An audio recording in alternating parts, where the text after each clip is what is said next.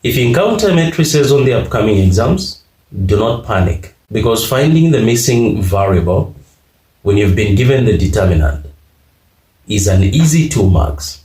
In this video, I'm going to break down matrix Q step by step and show you how you can secure those 4 marks. Let's get straight into it. The saying, given that matrix Q is equal to 3, -2, x and 4. Find the value of x given that the determinant of matrix Q is 2. So what you need to do is you write this. You say det of Q is equal to, so what I've done is I've actually abbreviated determinant. So this is the notation that we use. Determinant of Q is equal to, for you to find the determinant of a given matrix, what you need to do is you multiply elements in the major diagonal. So this is the major diagonal. So what I'm going to do is I'm going to show 3 times a 4, and then I subtract the product of the elements in the minor diagonal. So that will be, I'm going to put this one in brackets since it has a negative sign, then multiplied by x. And then here, since we've been given the determinant, they're saying the determinant is what? 2. I'm going to replace this notation with a 2 is equal to 3 times 4, that's a 12. Then negative times negative, positive. Then 2 times x, that will be 2x. So what do we do next? What we do is we bring in the additive inverse of a 12, because we can't add 12 and 2x. So we actually bring in the additive inverse of 12, that will be -12. What we do this side is what we do this side, that will be -12. So this one will give us a 0, and we're going to remain with 2x. Then this side, we're going to have -10.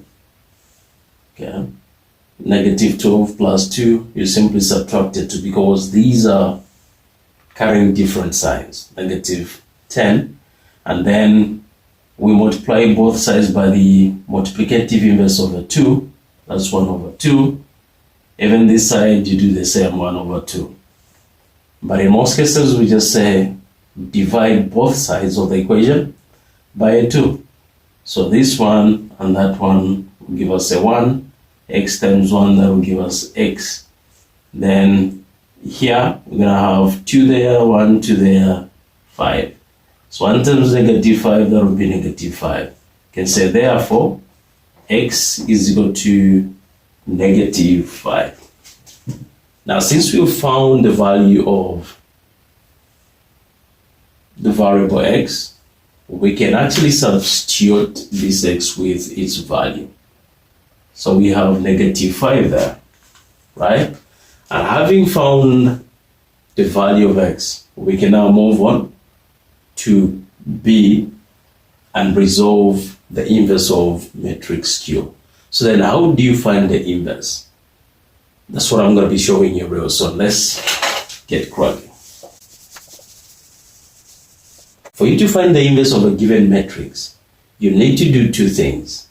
You need to find the inverse of the determinant of the given matrix.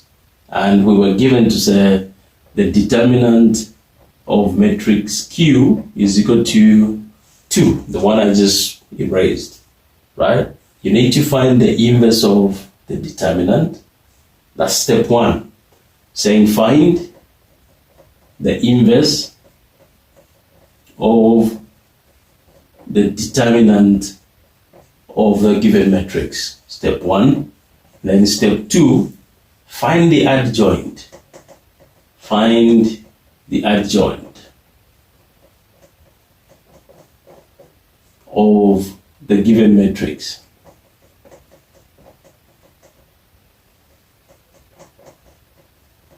And after you do that, we can now merge the two by multiplying them. Don't panic. I'm going to be walking you through the steps on how to find all these two things. So number one, when you're given a 2 and you're asked to find the inverse of this one, what you need to know is an inverse is the number which, if multiplied by the given number, the answer will actually equal to 1. So if this is a 2, what number can we multiply by 2 so as to have 1 as the final answer? So that would be 1 over 2. And that will actually give us 1, right? If we multiply them out. So the inverse of a 2 is actually 1 over 2. How about a 3? What's the inverse of a 3? The inverse of a 3 is 1 over 3. So that when you multiply out this would be 3 times 3, 3. 1 times 3, 3. When you divide those, the answer will be a 1. What if you have 1 over 4? The inverse of 1 over 4 will actually be a 4. So that when you multiply out things, the answer will be what? 1. Now, having known how to find the inverse of the determinant, we can now write that, right? All right, so let's find the inverse of a 2. So inverse of a 2 is actually, so that's number 1. Inverse of a 2 is half. And then let's find the adjoint of matrix Q. So for us to find the adjoint, what we do is we swap these elements in the major diagonal. This one goes down, that one goes up. So what we're going to have is, let me write it here. Number 2, adjoint. Adjoint Q is equal to, so a 4 will go up, a 3 will go down. That is the major diagonal. You swap the elements and then you multiply the elements in the minor diagonal with a negative sign. So negative times negative 2, that will be positive 2. The negative times negative 5, that will be positive 5. So what we have found is actually the adjoint of the matrix Q. After you've done this, you can now multiply this by that, right? Okay.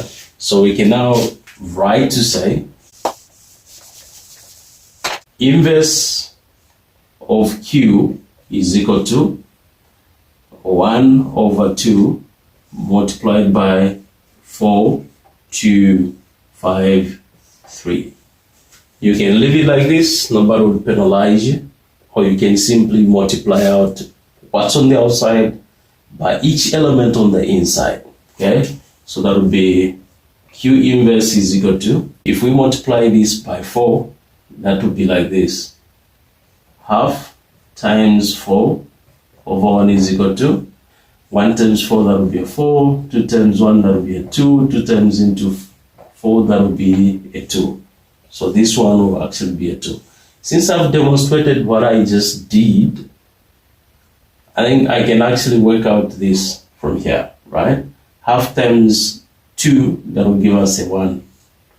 Then these others, since they will give us remainders, if we divided a 2 into 5, we are just going to write that as 5 over 2. Then this one will be 3 over 2. And just like that, we are done solving the questions. I'll be rolling out more videos where I'll be solving a variety of questions on matrices, so as to make sure that I expose you to a number of ways in which matrices come on an exam, and equip you with the skills and the knowledge that you need for you to make it on an exam. Click the next video that you're seeing this side or this side, so as to see how I tackled other questions that you're likely to encounter on an exam this year. See you in the next video.